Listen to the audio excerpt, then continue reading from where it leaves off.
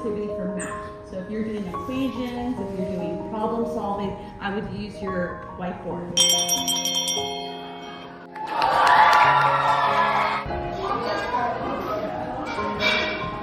are loved by your ancestors who hope for you and long for you, and here you are. We're looking at ecosystems. We're talking about niches and habitats.